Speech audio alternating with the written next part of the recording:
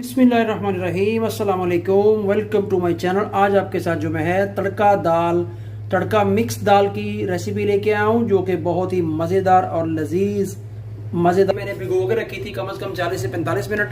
Teaspoon जो है नमक, दड़ा मिर्च का डालें, हल्दी, अदरक, हरी मिर्च और लहसुन मैं बताना भूल गया था, वो मैंने इसमें ऐड कर लिया। आधा घंटा जो है पकते हुए हमारी दाल को कंप्लीट हो चुकी। आपकी दाल बिल्कुल टेंडर हो चुकी है। कुकिंग ऑयल, एक चॉप किया हुआ प्याज, ड्राई मसाला जार डालेंगे, पिसी हुई लाल मिर्च, व्हाइट पेपर, जीरा पाउडर डाल देंगे, धनिया पाउडर डाल देंगे, पीली मिर्च है, लाल मिर्च डाल देंगे, ये 1 चम्मच देसी घी का डाल दिया और ये तड़का इसमें डालेंगे। बिस्मिल्लाहिर्रहमानिर्रहीम। कसूरी मेथी जो है इसके ऊपर, इसका बिल्कुल तैयार है। माशाल्लाह माशाल्लाह। ये ले जी, ये ले जी।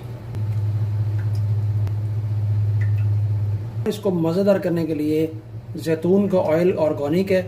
वीडियो अच्छी लगी हो तो चैनल को सब्सक्राइब जरूर कीजिए। दुआ में याद रखिए। मिलते हैं एक और नई रेसिपी के साथ। अल्लाह हाफिज़।